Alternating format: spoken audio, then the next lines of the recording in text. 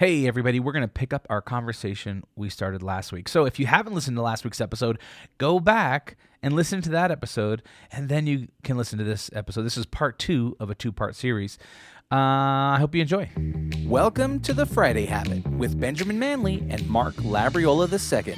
The Friday Habit is for creators, entrepreneurs, and agency owners looking for actionable ideas on how to grow their business and be more profitable. We'll pull from our combined knowledge of over 20 years and interview thought leaders that will inspire you and give you the motivation you need to kick your business into high gear. Buckle up. It's Friday. I'm gonna tease a couple other chapters, maybe not every single one, but Sure. Know your cash flow. So my wife hates the B word. She doesn't like the B word. No budgeting. No budget. She doesn't like budgets. So it's like always a restrictive feeling. So we talk about cash flow instead. Mm-hmm. It's the same thing. We're talking about income and expenses. And so a lot of parents are very reluctant to share how much they earn with their kids. And I get it. I don't tell my kids that. Or they're reluctant to share their net worth or things like that. But you can share budget stuff. Like you can say, here's how much it costs to go buy groceries. Here's how much our utility bill is. Here's how much our mortgage is. And if they don't know the cost of living, they're not going to appreciate what you're doing for them. No, it's so true. I mean, whenever I go to the gas tank, gas station and fill up, it's like $85 and I say, hey, do you realize? And then we'll, maybe go grab some food and it's like, $75. And I'm like, do you realize just today hanging out with me, like we've spent over like $250 on different things like that. Right. And they're like, whoa, that's a lot of money, Yes. And so it's like, so I'm always like, do really well in school, work hard. And because if you want a good life, you're going to have to be able to afford it, Totally. And that's a great opportunity. And it's interesting you mentioned, the hesitancy to talk about money with your kids and where that line is, because I do talk about it a lot with my kids. If they ask me like, oh, how much did this car cost that we got? I'm like happy to tell them that, or how much it costs. But then when the other day they asked me like, Dad, how much do you make? And then I was like, I actually felt hesitant to tell them. And normally I would tell anyone else, but my thought in the back of my head was like, I don't want to make them feel bad if they don't make that much money when they're older, or feel bad about how much they're earning now or something. I don't know if that's silly, but I was like, why did I not want to tell them? That's kind of what I was thinking. I was like, I don't want to make them feel like, oh, you have to be, to be successful, you have to make the same amount as me. Or, I mean, with inflation, they'll probably make like 10 times as much as me by the time they're, It's such a, someone's income is something that's like, we never really talk about. That's interesting. And just like a doctor seeing patients with their shirts off all day is normal. Like talking about income and money to me, I've done it every day for 20 years. So to me, it's not a big deal, but I do see the hesitancy and that reluctance. And so I'm sensitive to that. So I just say, you don't have to talk about income, but talk about just the foundational spending that your family does. And Mark, you're lucky you don't live in California, because $85 will get you like a half or a quarter tank here. So my wife filled up and it was like 139. Wow. Brutal. Yes. Yikes. Yep. So know your cash flow is really just teaching them to really understand there's value in keeping track of stuff, and just having a plan. Like if you plan, you're going to be more successful than if you don't plan. Talking taxes. Really, that's important, because taxes, believe it or not, is your number one expense. It's not your mortgage or your rent, it's taxes. So you have income taxes, sales taxes, property taxes. Everything you do is taxed, capital gains taxes. So I teach my kids to understand that the best way I teach them, and you guys got to try this. You got to try this. Anytime we go out to eat at a restaurant, I take taxes out of their meal. I get the first bite of every meal of my kids, and I say, "Welcome to the dad tax." So, and if I do that at Halloween, daddy tax, see? I could choose my favorite candies. But I don't want them to think tax is only on Halloween. It's all the time, kids. All the time. All the time. That's right. That's great. I do that when I open something for them. Oh, you want me to open that for you? Sure. And then I take a percentage. There you go. That's a joke. There you go. But yeah, they'll never forget that. That's for sure. They will not. And they sit there and roll their eyes. And we've done it with friends there. And the other dad's like, hey, I'm like, are you letting your kids just eat tax-free? I'm like, that's crazy. That's not realistic. So it's not realistic. So they start eating their kids' There's food. overhead to run this family. For sure. For sure. So Learn to Earn is chapter 5. Mm-hmm. That's where I think I've been the most unconventional parent.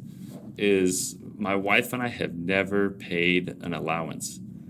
We've never paid $1 to our kids in allowance. What we've done is we created a menu of opportunity on a spreadsheet that the kids could pick from. And I share a screenshot of that in the book. But it's like they can pick how much they want to complete each day. And at the bottom, they tally up the points. And based on how many points they earn during the week is how much they get paid. So I've really tried to tie in effort and personal initiative with how much they earn. I don't want to pay them for breathing and existing for another week. I just feel like there's more that we could do. So at the bottom of the spreadsheet, I have openings where they can initiate an idea and negotiate a price. So my 14-year-old son, Pierce, just last week said, hey, we have like a day off school in October, and all my friends want to go to Disneyland. He said, are there any specific projects I can do around the house to earn more money to pay for that? And I said, I'm sure there are, but you got to go around and find them and then come to me and tell me what you think they're worth, and then we'll negotiate, and then we'll see if you can earn the money. So our kids pay for their own gifts for like birthday parties and gift exchanges. So I give them, like, they can earn a lot more on my spreadsheet every week than possibly just if I paid them allowance. But that's because I also make them pay for a lot of their own stuff. Yeah. But I just feel like it's really changed. They're not dreading doing chores around the house. They got to do some stuff regardless. Like, I'm not paying them to brush their teeth and make their bed, that kind of thing. But they really take initiative. Like, they get their spreadsheet out, they're marking stuff, they're like excited to turn it in instead of dragging and me nagging them to do stuff, and then here's your $20 because it's Saturday. You know what I mean? Right.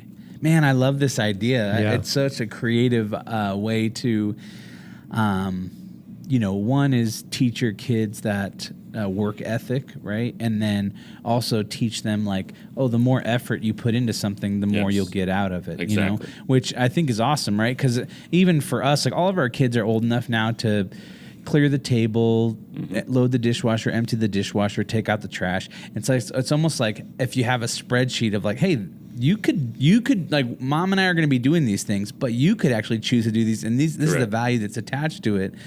And so then it's like, then they're more excited to like jump in instead of being like, oh, we got to clear the table. It's like, hey, like, if you want money for something, like, these are your opportunities. Because my kids do, especially my middle son, he'll come to me and say, how can I make money? And I'm like, I don't know, man. Come up with an idea, because I'm not going to pay you to make your bed or brush your teeth or things like that, But I think that there might be some things that are kind of above and beyond. Yes, that it's all the above and beyond stuff.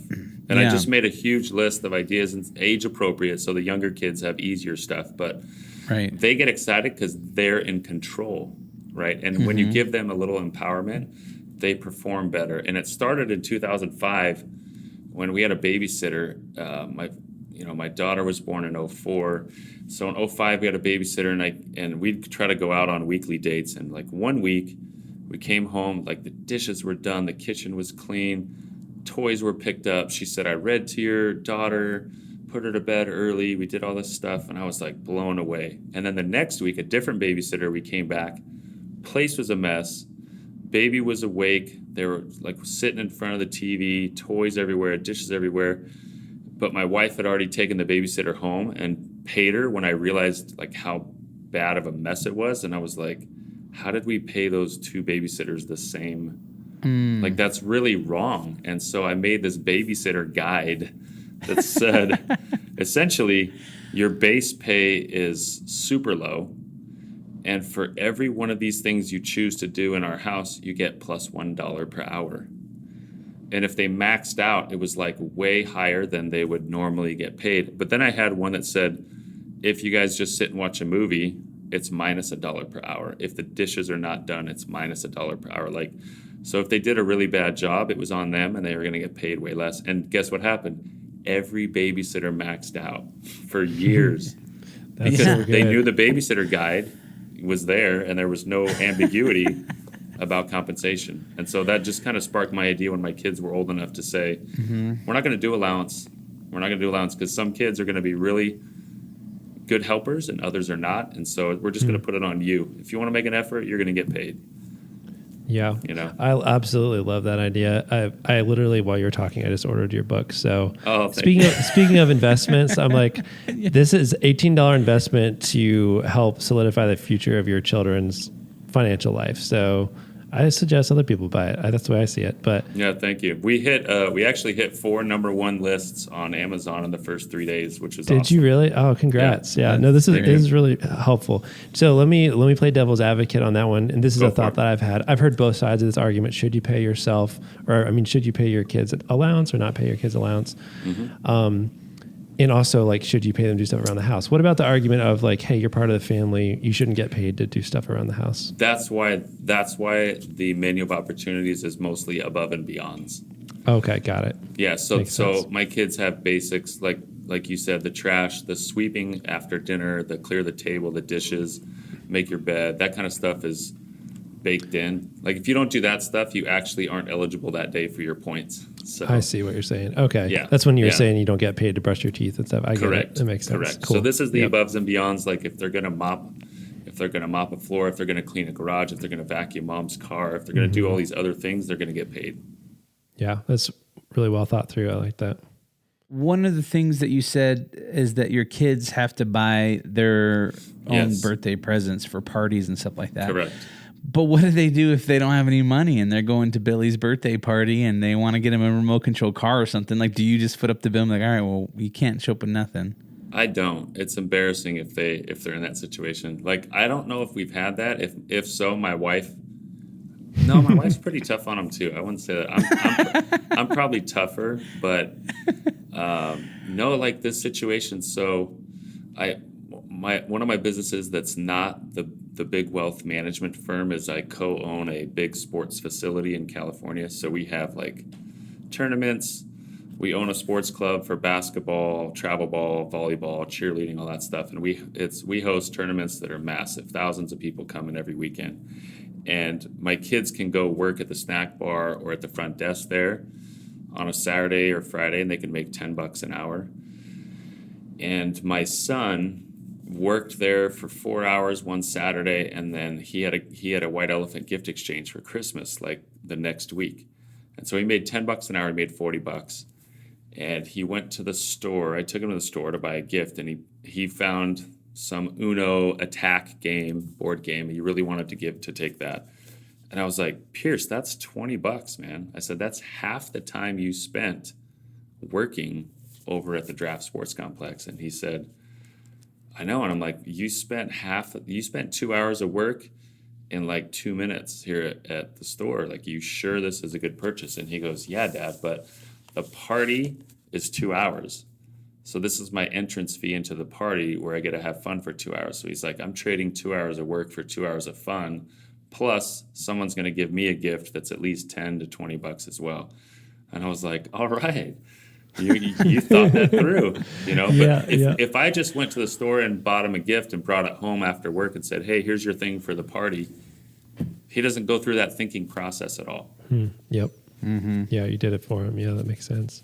So the more we can empower them to do it, find work for them to do to earn it. Even our little kids, my wife will, if they're going to the birthday party, she'll have them do some kind of little kid chores around the house. So she says, okay, now we can go because you earned this gift that we're going to wrap up and give to your friend. So.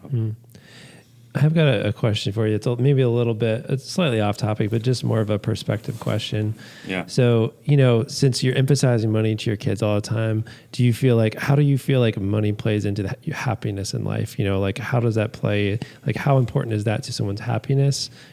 Does money buy happiness? Does it not? And what's like your perspective on what is money to you and like philosophically? Does that make sense? Yes, totally. And I think about it every day.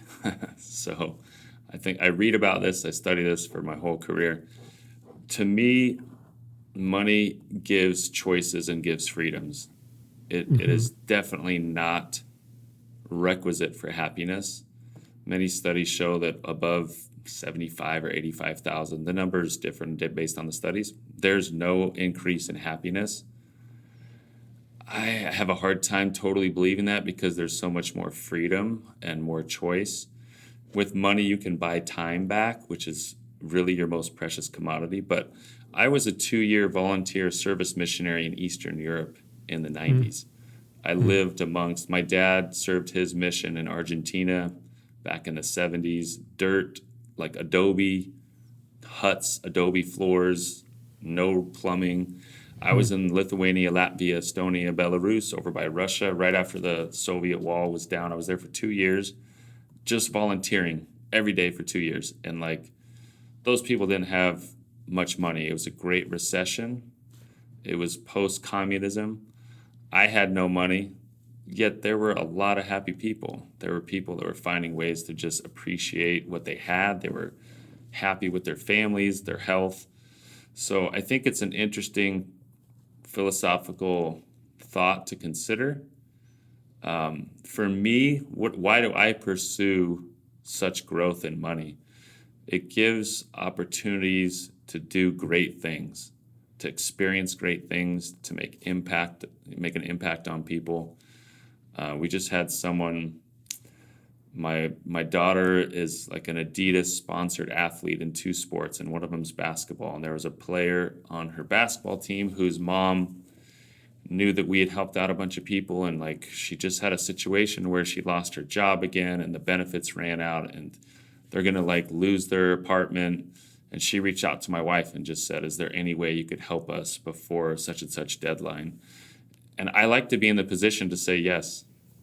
You know, I do. I like to be in the position to help people or support a cause. And then also to really enjoy life and have freedom to do what we want to do. So if I had everything taken away, could I still be happy? Absolutely. But I can do a lot more and experience a lot more by keeping my success where it's at. Hopefully that makes sense. 100%. So that leads perfectly actually into the last chapter, which is give generously. And I think this chapter had to be last because I really wanted to share something that I think would be impactful on the next generation. It's not smart, not spoiled. You can be smart about money and still be really spoiled or really greedy. And so this chapter is, to me, critical. I grew up in a pretty middle-income household. Like, we didn't go out to eat more than once every 3 months. And my dad would say, everyone get water. You know, and it's just like, he was very, very frugal. I have 3 younger sisters. Like, my youngest sister, totally different experience. She was like picking up fancy dinners on the way home from school, getting her nails done. And I was like, where was this when I was growing up? Like, we didn't go on vacations. Like, we'd drive to like a campsite. But so with my situation, it's troubling to me because my kids are growing up in a lot of abundance. And so how do I not spoil and ruin them? Because I can do stuff that I never, ever could have done. And so it's like we are overly emphasizing the giving part because otherwise I fear that we'll do bad stuff for our kids. So if we travel, especially when we travel internationally with the kids, we will set aside a day for service on every trip.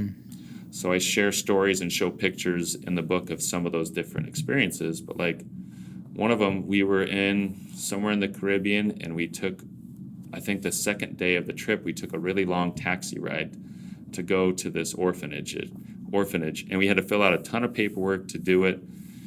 The taxi driver was like, what are these Americans doing, spending all this money and this time at an orphanage? Vacation. You're on vacation in the Caribbean. Like, this is really weird.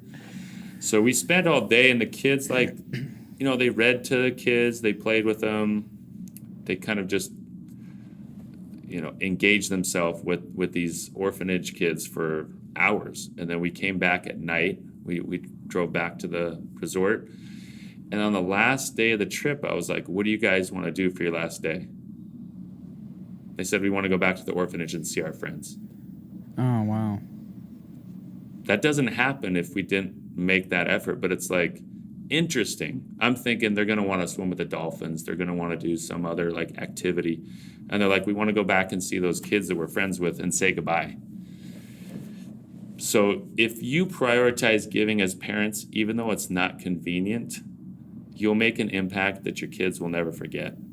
And I share some cool stories of my friends who've done stuff like that. And from a very young age, we teach our kids that you're going to give and donate a portion of your money. When you earn money, that's not all for you. You got to give back to something. So I just think it's critical that we teach our kids to be successful for the right reasons and not just for accumulation's sake. Yeah, I think that's so powerful. And two, I think that comes into the whole spoiled part, right? When they have perspective and they realized how blessed they are or how much opportunity they have, they can, just be that much more appreciative and not entitled. Exactly. And so, man, I think that's fantastic. Well, Chad, this has been a very insightful conversation. I know I'm already got some things on my to-do list to start doing with the family, and I think this has been fantastic. I hope all of our listeners go out and buy that book, and start implementing some of these things into your routines, into your family conversations. We like to kind of give some takeaways and recap this conversation. And Ben is an amazing, copious note taker. And so, Ben, what would be your top 5 takeaways from this conversation? Good question. I would say start having conversations with your kids about money younger. 2, hire kids to do work around the office or business for you and open a Roth IRA in their name so you can start putting away some stuff for them for the future. 3, taxes are your number one expense, so you better know your stuff. That was like, oh yeah, that's a really good point. I hadn't thought about it from that perspective before. Number 4, I really love the idea of creating a menu of opportunities so your kids can earn money around the house. And also the idea of letting them go around and finding their own jobs and opportunities to earn money and not putting on you to think of it, but hey, you go find an opportunity, because that's what it is. Entrepreneurship, it's going out finding a problem, solving it for money. So I think that's brilliant. And then just the final thing I think you said I liked was money doesn't buy happiness, but it does give you more choices and freedoms, and it gives you an opportunity to make a greater impact for others. Well said. Yeah. Well, hey, if you could leave maybe one action item for our listeners to kind of take away and put into practice this next week, what would that one action item be? It has to be start having more conversations about personal finance in your family. I mean, that's it. You really got to start. Don't procrastinate it. Get going. Awesome. This is so great. Hey, where can people find you if they want to connect with you? Maybe ask you some more questions, get more information about what you're into and what you're doing. PacificCapital.com. Easy to find me there. I send out a free newsletter every week. And then LinkedIn. I'm very active on LinkedIn every day. Perfect. Well, hey guys, thanks so much for listening to The Friday Habit. Make sure to go to thefridayhabit.com to find show notes for this episode. There you can also find links to our websites and ways to get in touch. And at the bottom of the page, you can download our guide to the Friday Habit system that will show you how to set aside one full day each week dedicated to working on your business instead of in your business. And if you enjoyed this episode, please subscribe and leave us a review in the Apple Podcasts app. And if you have a question or topic you'd like us to cover, don't forget to record us a quick voice memo and email it to hello@thefridayhabit.com. That's right. And until next time, live every day like it's Friday.